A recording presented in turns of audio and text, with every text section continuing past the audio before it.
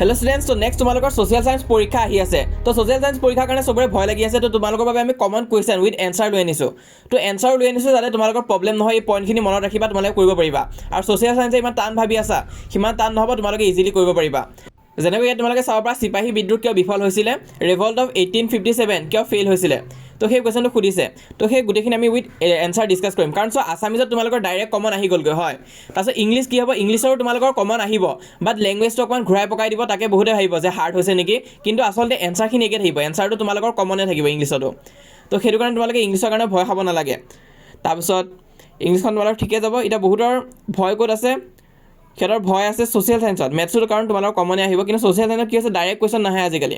কুৱেশ্যনবিলাক বৰ উল্টা পুল্টা কৰি দিয়ে। তোমালোকে নিশ্চয় কুৱেশ্যন পেপাৰ দেখা পাইছা প্ৰি ফাইনেলতো, যোৱা বছৰ মেট্ৰিক পেপাৰখনো তোমালোকে চাব পৰা।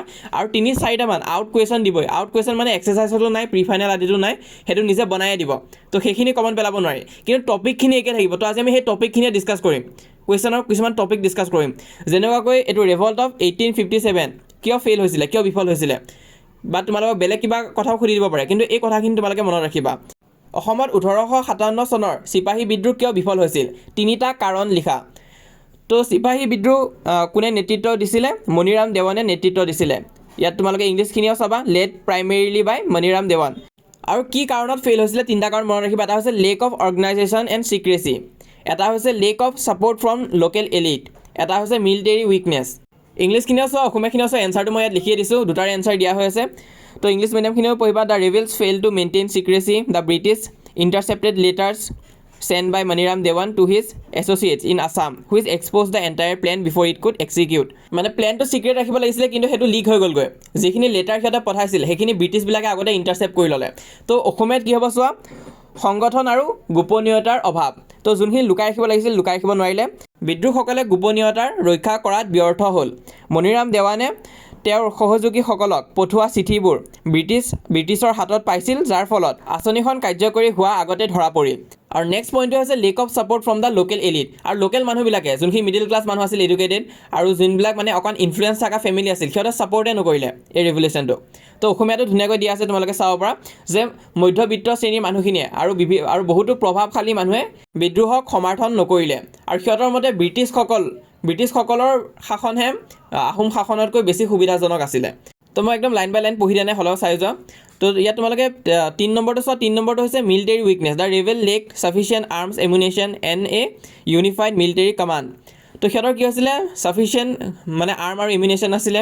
অসমীয়াটো দিয়া আছে, সিহঁতৰ তাত পৰ্যাপ্ত পৰিমাণৰ অস্ত্ৰ শস্ত্ৰ নাছিলে, লগতে আৰু চোৱা একত্ৰিত সামৰিক শক্তিৰ অভাৱ আছিলে। কিন্তু ব্ৰিটিছৰ কি আছিলে, ব্ৰিটিছৰ শক্তি আৰু যোগাযোগ ব্যৱস্থা বহুত উন্নত আছিলে।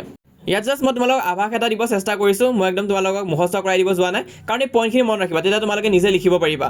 আৰু এতিয়া যিহেতু এণ্ড মমেণ্টত চাই আছা, তোমালোকৰ হয়তো এই গোটেইখিনি লাইন বাই লাইন মুখস্থ নৰ'ব, কিন্তু এই যোন 3টা পইণ্টৰ কথা ক'লোঁ সেইখিনি মনত ৰাখিবা। আৰু এটা ৰিজন আছিলে যে মণিৰাম দেৱান যোনে নেতৃত্ব দিছিলে, তেওঁ নিজে অসমত প্ৰেজেণ্ট নাছিলে, তেওঁ দূৰৰ পৰাহে কামাণ্ড দি আছিল। তো সেইটো এটা ৰিজন আছিলে, যাৰ কাৰণে এই ৰিভল্টটো ছাকচেছফুল নহ'ল। নেক্সট তোমালোকৰ আছে discuss the important of Phulaguri Dhawa in history. তো এইটো বহুত ইম্পৰ্টেণ্ট আছে, এইটো আন এটা ইম্পৰ্টেণ্ট ইভেণ্ট হয়। ইয়াত চোৱা, ইতিহাসত ফুলগুৰি ধাবাৰ গুৰুত্ব আলোচনা কৰা। ফুলগুৰি ধাবা কি আছিলে, ফুলগুৰি ধাবা আছিলে প্ৰথম কৃষক বিদ্ৰোহ আছিলে। So' it was the first peasant uprising, it was the first organised peasant rebellion in Assam against the British economic policies, specially the ban on opium cultivation and remorse of taxes on betel nut and পাণ। তো ইয়াত চোৱা, পাণ আৰু তামোলত কি হৈছে, tax লগোৱা কথা আছিলে। আৰু অপিয়াম মানে হৈছে কানি খেতি বন্ধ কৰাৰ কথা আছিলে। তো সেইখিনি ব্ৰিটিছে লৈ আনিছিলে, যাৰ ফলত প্ৰথমটো কৃষক বিদ্ৰোহ হৈছিলে। তো মই মানে ইংলিছ মিডিয়ামৰ হ'লেও তোমালোক যিহেতু মেক্সিমাম আছামিজ মিডিয়ামৰ আছা, তো মই দুটাতে ক'ব চেষ্টা কৰিছোঁ। আছামিজ অকণমান ভুল হ'লে তোমালোকে সেইটো অকণমান মেনেজ কৰি ল'ব বাৰু।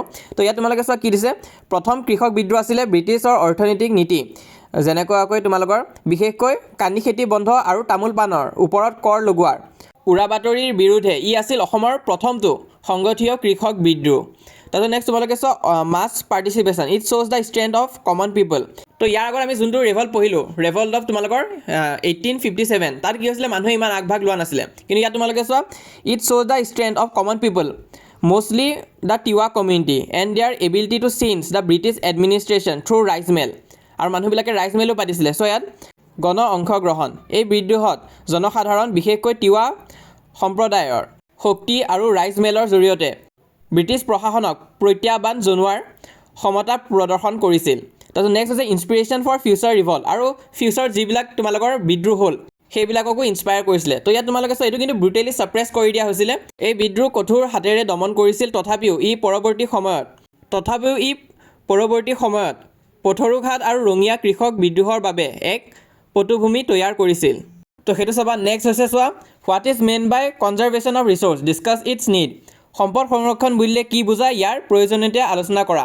এইটো বহুত ইম্পৰ্টেণ্ট টপিক বুলি মই অলৰেডি কৈছিলোঁ তোমালোকক, যোৱা বছৰৰ কাৰণে আছিলে কিন্তু যোৱা বছৰ নাহিলে, তো এই বছৰ অহা চান্স এটা আছে।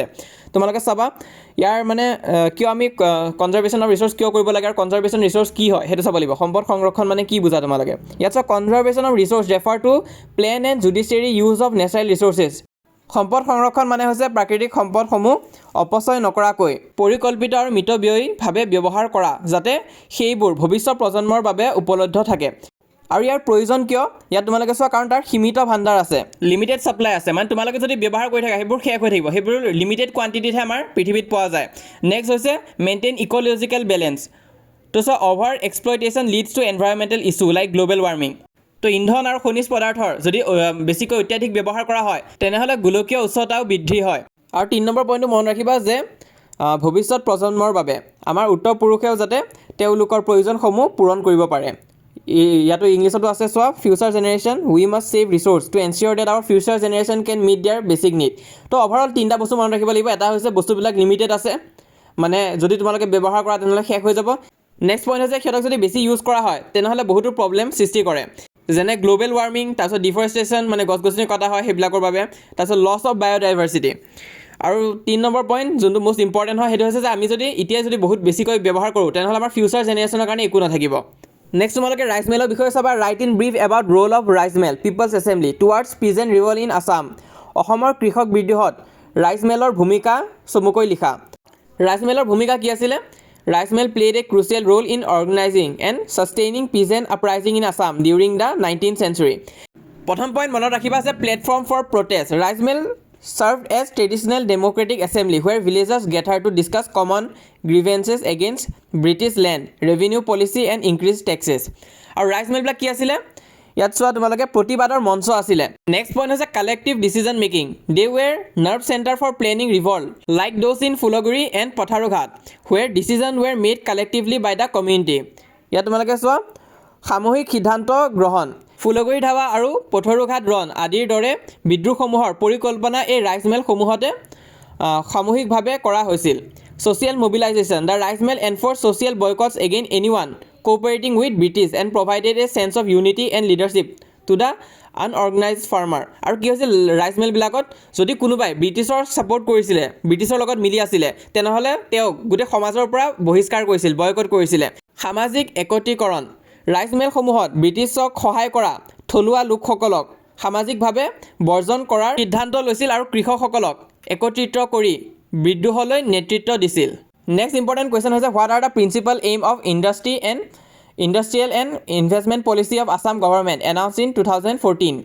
অসম চৰকাৰৰ 2014 চনত ঘোষণা কৰা উদ্যোগিক আৰু বিনিয়োগ নীতিৰ প্ৰধান লক্ষ্যসমূহ কি কি? লক্ষ্যবোৰ কি কি? তো লক্ষ্যবোৰ কি কি আছিলে? প্ৰথমটো হৈছে ইনক্ৰিজ প্ৰডাকশ্যন, উৎপাদক বৃদ্ধি হ'ব লাগিব। নেক্সট হৈছে এমপ্লয়মেণ্ট জেনেৰেশ্যন, মানুহবিলাকে যাতে কাম পায়। ইয়াত চোৱা, কৰ্মসংস্থানৰ সৃষ্টি। তাৰপিছত হৈছে তোমালোকৰ ডেভেলপমেণ্টটো MSME মানে হৈছে micro' small and medium enterprises. ক্ষুদ্ৰ আৰু মজলীয়া উদ্যোগৰ বিকাশ। লঘু ক্ষুদ্ৰ আৰু মজলীয়া উদ্যোগসমূহৰ MSME বিকাশৰ ওপৰত গুৰুত্ব দিয়া আৰু তেওঁলোকক বিভিন্ন ৰেহাই বা উদগনি প্ৰদান কৰা। তাৰপিছত নেক্সট তোমালোকে চোৱা skill development to encourage the development of skill man power to meet the requirement of modern industry. Skill ডেভেলপমেণ্টত ফ'কাছ কৰিছিলে। অসমীয়াত হ'ব মানৱ সম্পদৰ বিকাশ। তো এইকেইটা পইণ্ট তোমালোকে চাই ল'বা, ইয়াত মানে ধুনীয়াকৈ দিয়া হৈ আছে এনচাৰ। মই গোটেইখিনি পঢ়ি দিয়া নাই, গোটেইখিনি পঢ়িলে মানে বৰ দীঘল হৈ যাবগৈ আৰু ভিডিঅ'টো তেতিয়া মানে তোমালোকৰ 2-3 ঘণ্টা লাগি যাবগৈ। তোমালোকে অকণমান চাই ল'বা, মই দেখাই দিছোঁ। আৰু এটা কথা, মোৰ অসমীয়া মিডিয়ামটো কওঁতে যদি অকণ ভুল হয় তেনেহ'লে তোমালোকে অকণমান ইগন'ৰ কৰি দিবা, কাৰণ চোৱা মই আছামিজ মিডিয়ামৰ নহয়, হ'লেও তোমালোকে কোৱাৰ কাৰণে মই 2টা মিডিয়ামৰ কাৰণে লৈ আনিছোঁ। অকল ইংলিছখিনি দিলেতো অসমীয়াখিনি বেয়া পাব, অকল অসমীয়াখিনি দিলে আকৌ ইংলিছ মিডিয়ামখিনিয়ে বেয়া পাব। তো 2টাই আনিছোঁ, আৰু 2টাই যদি পঢ়ি যাওঁ তেনেহ'লে বৰ দীঘলীয়া হৈ যাব। মই ইম্পৰ্টেণ্ট পইণ্টখিনিয়ে কৈ দিছোঁ। নেক্সট হৈছে describe briefly the agro' based industry of Assam. অসমৰ কৃষিভিত্তিক উদ্যোগসমূহৰ চমু বৰ্ণনা দিয়া। তো ইয়াত কি কি ইণ্ডাষ্ট্ৰি আহিব তোমালোকে চোৱা, টি ইণ্ডাষ্ট্ৰিটো আহিব, চুগাৰ ইণ্ডাষ্ট্ৰি আহিব, ফুড প্ৰচেছিং আহিব, পেপাৰ এণ্ড প্লাইউড ইণ্ডাষ্ট্ৰি আহিব আৰু চিল্ক ইণ্ডাষ্ট্ৰি আহিব। চিল্ক ইণ্ডাষ্ট্ৰিটো পাহৰি নাযাবা, খুবেই গুৰুত্বপূৰ্ণ হয়। তো অসমীয়াত কি হ'ব, চাহ উদ্যোগ আহিব, তাৰপিছত চোৱা চেনি উদ্যোগ আহিব, খাদ্য প্ৰক্ৰিয়াকৰণ উদ্যোগ, পাট মুগা উদ্যোগ আৰু ৰাবাৰ উদ্যোগ। তো ইয়াত ধুনীয়াকৈ দিয়া হৈ আছে, তোমালোকে চাই লিখি দিবা। আৰু যদি আখৰখিনি ধৰিব পৰা নাই তেনেহ'লে ছেটিঙত যাবা, কোৱালিটিটো বঢ়াই ল'বা, ভিডিঅ' কোৱালিটিটো তোমালোকে 720 মানত দি দিবা যদিহে অসুবিধা পোৱা।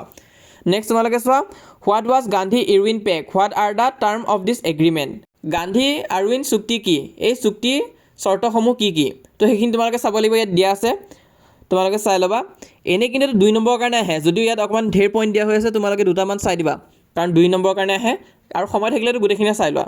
তো ইয়াত চোৱা, Gandhi Irwin pack was a political agreement sign on March 5, 1931। এই ডেটটো ইম্পৰ্টেণ্ট আছে, কেতিয়া চাইন কৰা হৈছিলে, March 5, 1931, এইটো চাই ল'বা, between Mahatma Gandhi and viceroy of India lord Irwin.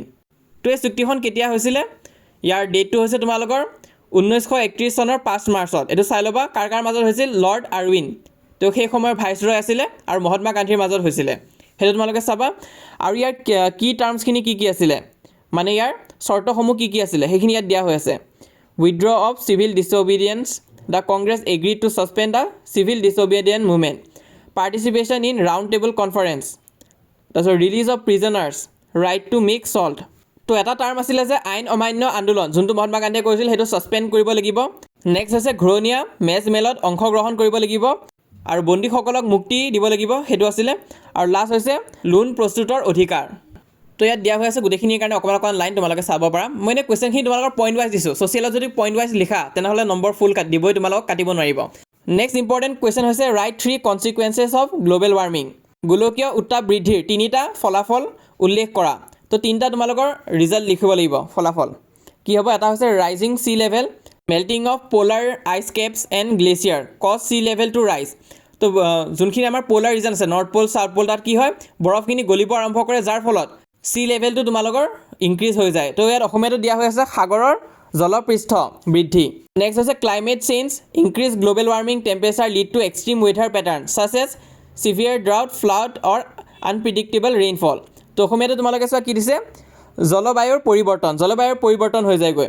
আৰু লছ অফ বায়'ডাইভাৰ্চিটি, জৈৱ বৈচিত্ৰ্যৰ ক্ষতি, উত্তাপ বৃদ্ধিৰ ফলত প্ৰাকৃতিক আৱাসস্থলীসমূহ ধ্বংস হোৱাৰ বাবে বহুতো উদ্ভিদ আৰু প্ৰাণী বিলুপ্ত হোৱা পথত আগবাঢ়ে। ইংলিছতো চোৱা, many plant and animal species face extinction because they cannot adapt to rapidly changing temperature and loss of natural habitat. এইটো চাবা ইম্পৰ্টেণ্ট আছে। আৰু এটা কথা, তোমালোকে ছ'চিয়েলৰ কুৱেশ্যনখিনি একদম এনেকুৱা নিচিনা নাপাবা, অকণ বেলেগ থাকিব, তোমালোকে বুজিব চেষ্টা কৰিবা কি সুধিছে, তাৰপিছত কৰিবা। আৰু দুটামান কিন্তু এপ্লিকেশ্যন বেছ কুৱেশ্যন সুধিবই, সেইখিনি কিতাপত নাথাকিব। যদি কিবা গ্ৰাফ বা ডেটা দিয়ে সেইটো চাই বহাবা, আৰু বাকী নিজৰ তোমালোকে যিমান পাৰা নিজৰ জেনেৰেল নলেজ ইউজ কৰিবা আৰু এনচাৰটো দিব চেষ্টা কৰিবা। নেক্সট এইটো চোৱা, explain briefly about T industry of Assam, অসমৰ চাহ উদ্যোগৰ বিষয়ে চমুকৈ আলোচনা কৰা। অসমৰ চাহ উদ্যোগৰ বিষয়ে তোমালোকে লিখিব লাগিব। তো ইয়াতে দিয়া আছে, তোমালোকে চাই ল'বা, ভিডিঅ'টো পজ কৰি চাই ল'বা। মই গোটেইখিনি কৈ চাই নাথাকোঁ, নহ'লে ভিডিঅ'টো বৰ দীঘল হৈ যাব, কাৰণ আৰু কেইটামান কুৱেশ্যন দিবলৈ আছে। গোটেইখিনি পঢ়ি গ'লে তেতিয়া 1 ঘণ্টাতকৈ ওপৰত হৈ যাব ভিডিঅ'টো। তো তোমালোকে চাই যোৱা, নহ'লে আজিও ভিডিঅ' দিয়া নহ'ব। আৰু বাকী চবে ভিডিঅ' দিয়ে থৈ দিছে, তো মই দিওঁতে দেৰি হ'ল, কাৰণ এনচাৰৰ লগত দিছোঁ, যিহেতু অকণমান দেৰি হৈছে। আৰু আজিকালি কুৱেশ্যনটো ডাইৰেক্ট নাহে, এনচাৰখিনি জানিলেহে কুৱেশ্যন কৰিব পাৰিবা, সেইটো কাৰণে এনচাৰখিনিও দি দিছোঁ। আৰু এই কুৱেশ্যনটো খুবেই ইম্পৰ্টেণ্ট আছে, 10 নম্বৰটো, discuss the problem of industrialisation in Assam, অসমত উদ্যোগীকৰণৰ সমস্যাসমূহ আলোচনা কৰা। খুবেই ইম্পৰ্টেণ্ট হয়। আৰু 2-3জনমান ছ'চিয়েলৰ টিচাৰ পাইছিলোঁ, তো সিহঁতকো সুধিলোঁ, সিহঁতক ক'লে যে এইটো বহুত ইম্পৰ্টেণ্ট আছে এইবাৰৰ কাৰণে। তো ফেক্টৰবোৰ কি হয় চাই লোৱা। এটা হৈছে জিঅ'গ্ৰাফিকেল আইচলেশ্যন, নেক্সটটো হৈছে লেক অফ ইনফ্ৰাষ্ট্ৰাকচাৰ, তাৰপিছত হৈছে capital scarcity and frequent natural কেলামিটিজ, কাৰণ ইয়াত বাৰিষা আদি হৈয়ে থাকে। ইয়াত চোৱা লিখাও আছে, annual floods and erosion cause massive damage to infrastructure and disrupt the supply chain of raw material. অসমীয়াটো চোৱা, ভৌগোলিক বিচ্ছিন্নতা, তাৰপিছত আন্তঃগাঁথনিৰ অভাৱ, মূলধনৰ অভাৱ, প্ৰাকৃতিক দুৰ্যোগ, এইবোৰে হৈছে আমাৰ উদ্যোগীকৰণৰ সমস্যাসমূহ। তো এনচাৰখিনিও দিয়া হৈ আছে, অকণমান দীঘলীয়াকৈ লিখা হৈ আছে, কাৰণ তোমালোকে ডাঙৰকৈ যিহেতু লিখিব লাগিব। তো তোমালোকে ভিডিঅ'টো প'জ কৰি চাই ল'বা এনচাৰটো, এইটো ইম্পৰ্টেণ্ট আছে। নেক্সট তোমালোকে চাবা, write a brief note on potentialities of tourism industry of Assam, অসমৰ পৰ্যটন উদ্যোগৰ সম্ভাৱনাসমূহ বিষয়ে চমুকৈ লিখা।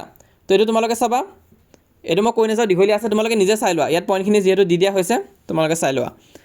তাৰপিছত নেক্সট তোমালোকে চাবা, what is pollution, state how air is polluted, প্ৰদূষণ কি আৰু বায়ু কেনেকৈ প্ৰদূষিত হয়, লিখা।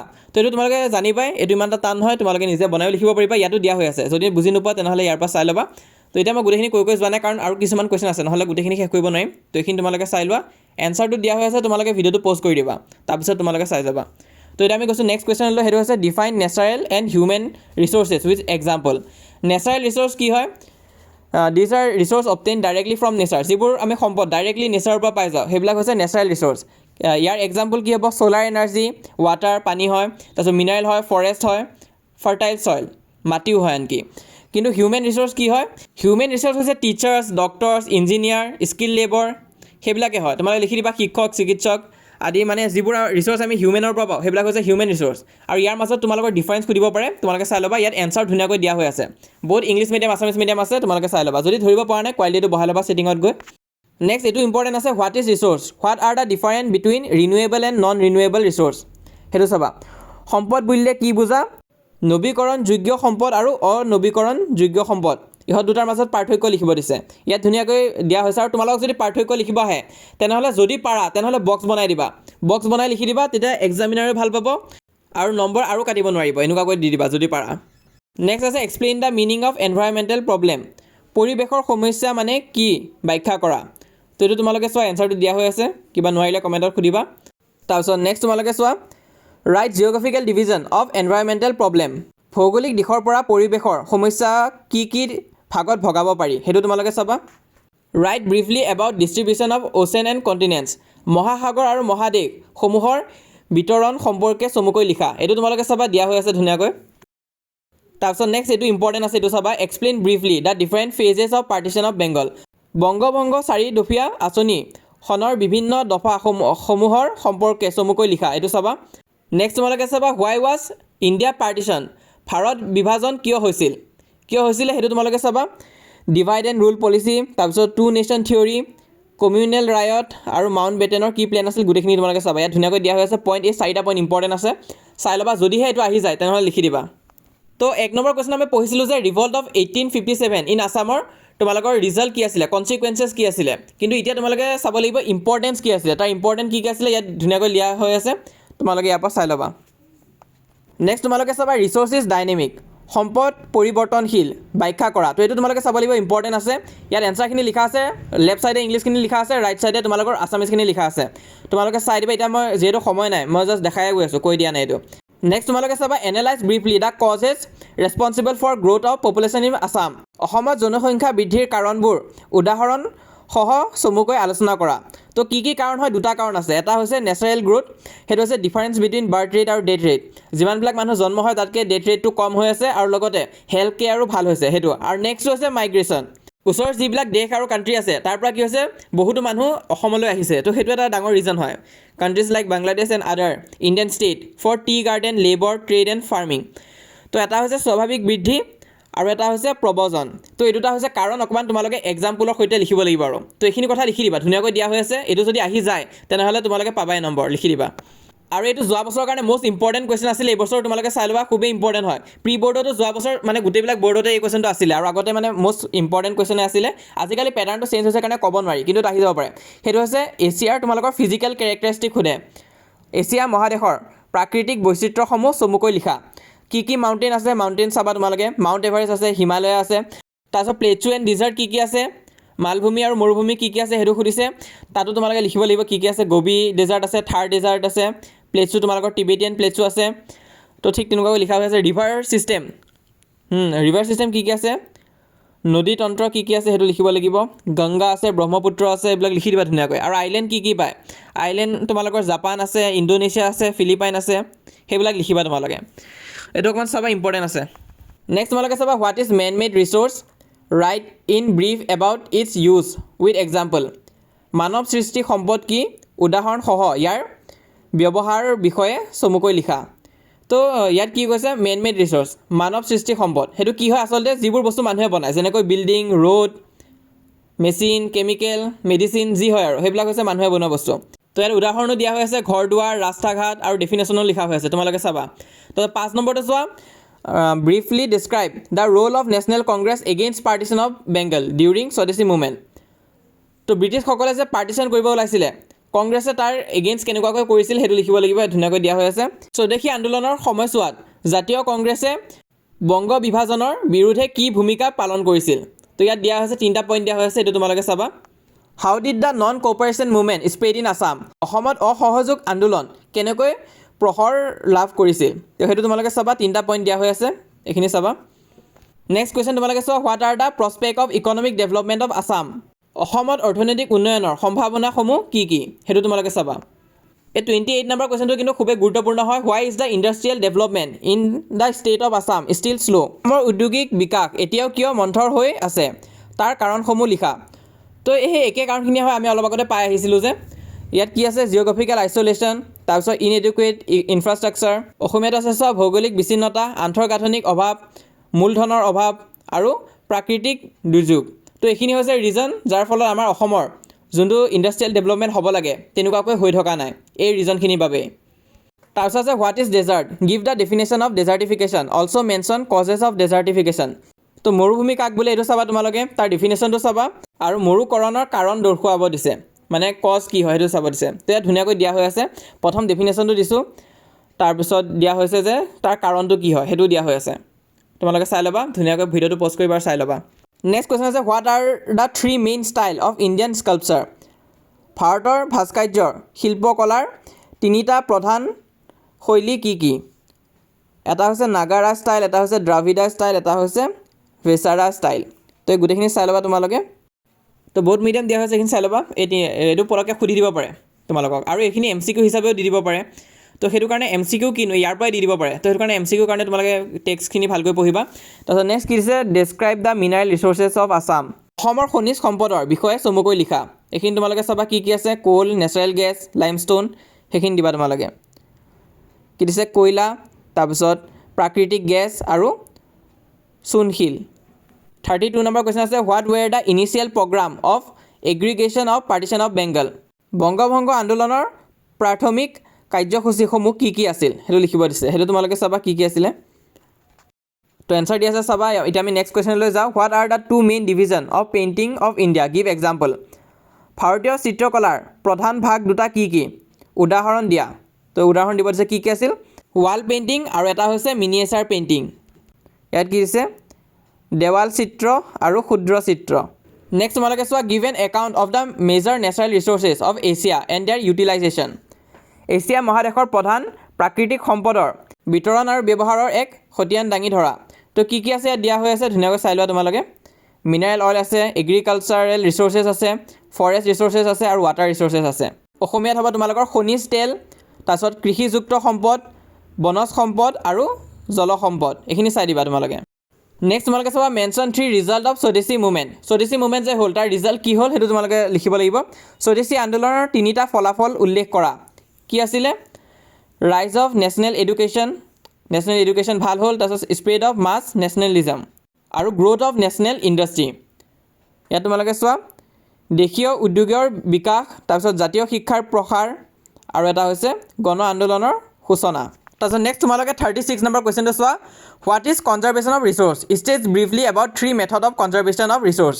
What is conservation of resource এইটো আমি আগতেও পাই আহিছোঁ, কিন্তু তাত আমাক কি কৈছিলে, কিয় ইম্পৰ্টেণ্ট হয়, কিন্তু এবাৰ কি কৰিছে, 3 মেথডৰ কথা সুধিছে, সেইটো তোমালোকে চাব লাগিব। সম্পদ সংৰক্ষণ কাক বোলে?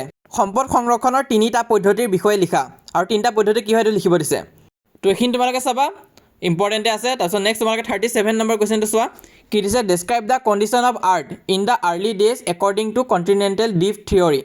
মহাদেশীয় বিস্থাপন সূত্ৰ অনুসৰি পৃথিৱীৰ অৱস্থা আদিতে কেনে আছিল বৰ্ণনা কৰা। তো এইটো ইম্পৰ্টেণ্ট আছে, এইটো তোমালোকে চাবা, ইয়াত লিখা হৈ আছে, এইখিনি তোমালোকে ভালকৈ পঢ়ি চাবা। তাৰপিছত 38টো চাবা, briefly discuss the causes responsible for variation in the distribution of Assam population with example? অসমৰ জনসংখ্যা বিতৰণৰ ভিন্নতা কাৰণবোৰ উদাহৰণসহ চমুকৈ আলোচনা কৰা, এইটো চাবা। Mention the different streams of human migration into Assam sequentially since the ancient time? অসমলৈ প্ৰাচীন কালৰ পৰা বৰ্তমান সময়লৈ হোৱা জনপ্ৰব্ৰজনৰ সূত্ৰবোৰ একোদিক্ৰমে উল্লেখ কৰা। তো ইয়াত ধুনীয়াকৈ দিয়া আছে, ছিকুৱেঞ্চত দিয়া হৈ আছে, প্ৰথম কি আহিছিল তাৰপিছত কি আহিছিল, তো তোমালোকে চাই ল'বা, ইম্পৰ্টেণ্ট আছে। আৰু শেষত আছে তোমালোকৰ কাৰণে, discuss how the ideas of Indian constitution have been manifested in its preamble? প্ৰিএম্বলৰ ওপৰত কিন্তু কুৱেশ্যন আহিবই, অহা চান্স আছে, তোমালোকে চাই ল'বা। ভাৰতবৰ্ষৰ সংবিধানৰ প্ৰস্তাৱনাত সংবিধানৰ আদৰ্শ কেনেধৰণে প্ৰকাশ পাইছে আলোচনা কৰা, ইম্পৰ্টেণ্ট আছে, এইটো চাবা। ছভাৰেইন কি হয়, ছ'চিয়েলিষ্ট কি হয়, ছেকুলাৰ কি হয়, ডেম'ক্ৰেটিক কি হয়, গোটেইখিনি চাবা, ইম্পৰ্টেণ্ট আছে এইখিনি। তো ইয়াৰ লগতে মই ছ'চিয়েলটো কমপ্লিট কৰিছোঁ তোমালোকৰ এইখিনি ইম্পৰ্টেণ্ট কুৱেশ্যন আছিলে এইখিনি নোচোৱাকৈ নাযাবা অহা চান্স খুবেই বেছি আৰু অকণমান নিউ পেটাৰ্ণৰ কুৱেশ্যন থাকিবই এনেকুৱা 3-4টামান এনেকুৱা কুৱেশ্যন পাবা যোনখিনি তোমালোকৰ ইয়াত নাথাকিব কিতাপতো আনকি নাথাকিব কিন্তু অকণমান তোমালোকে অকণমান কমন চেঞ্চ ইউজ কৰিব লাগিব বস্তুটো কি কৈছে বুজিব চেষ্টা কৰিবা আৰু এই যোনখিনি কুৱেশ্যন দেখালোঁ এই কুৱেশ্যনখিনি একজেক্ট নাহিব পাৰে অকণমান তোমালোকৰ ৱৰ্ড চেঞ্জ কৰিব কি হ'ব সেইখিনি আমি ডিছকাছ কৰিম ভালকৈ তোমালোকে হোৱাটছএপত জইন কৰা হোৱাটছএপৰ লিংক মই পিন কমেণ্টত দি দিছোঁ তোমালোকে ক্লিক কৰা পেজটো ফ'ল' কৰি লোৱা হোৱাটছএপত জইন কৰিবা তাত মই ইনফৰ্মেশ্যনবিলাক দি যাম আৰু আমাৰ এই চেনেলটো তোমালোকে ছাবস্ক্ৰাইব কৰি ৰাখা মই যিমান পাৰোঁ সহায় কৰি যাম